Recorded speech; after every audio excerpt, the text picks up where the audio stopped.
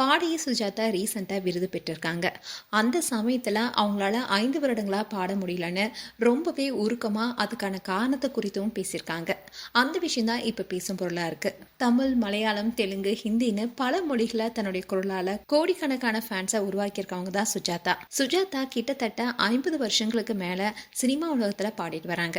20,000க்கும் மேற்பட்ட பாடல்களை பாடியிருக்கனால தென்னிந்தியாவுடைய மிக முக்கியமான பெண் பின்னணி பாடகில ஒருத்தராக இருக்காங்க. இசை உலகத்துல அவங்களுக்குன்னு ஒரு தனி அடையாளமும் இருக்கு.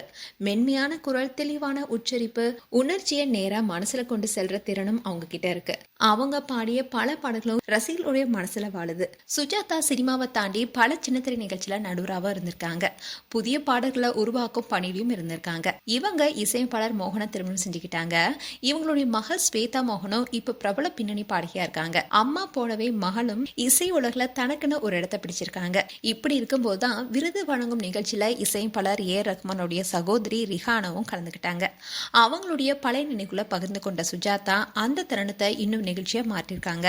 அப்போ சுஜாதா என்ன சொன்னாங்கன்னா, கடந்த 5 வருஷமா நான் எந்த மேடையிலுமே பாடுறதில்ல. எனக்கு தொண்டையில ஒரு பிரச்சனை இருக்கு. அதனால என்னால முன்ன மாதிரிலாம் பாட முடியலன்னு மனம் திறந்து பேசியிருக்காங்க. அந்த சமயத்துல அது பலருமே கலங்க வச்சது. ஒரு காலத்துல ஒவ்வொரு நாளுமே மேடையில பாடிட்டு இருந்தவங்க தான் சுஜாதா. இப்படி இருக்க சொல்லதான் சுஜாதா சொன்ன இந்த விஷயம் பலருக்குமே அதிர்ச்சி கொடுத்திருக்கு. சுஜாதாவுடைய இந்த நிலைமை குறித்து பலருக்குமே வருத்தம் தெரிவிச்சுட்டு வராங்க. அதே சமயம் ஃபேன்ஸ் என்ன சொல்லிட்டு வராங்கன்னா, நீங்க மீண்டும் பாடணும், உங்க குரல் மீண்டும் கேட்கணும். இதுதான் ரசிகர்களுடைய ஒரே வேண்டுகோளா இருக்கு. சோசியல் மீடியால பலரும் அவருக்கு ஆறுதல் சொல்லிட்டு வராங்க. விரைவில் குணமடைந்து மீண்டும் மேடைக்கு வரணும்னு பிரார்த்தனையும் செஞ்சுட்டு வராங்களாம். அண்ட் சுஜாதா மோகன் மீண்டும் பழைய உற்சாகத்துடன் மேடைக்கு வரணுங்கிறது தான் கோடிக்கணக்கான ரசிகர்களுடைய உண்மையான ஆசையா இருக்கு.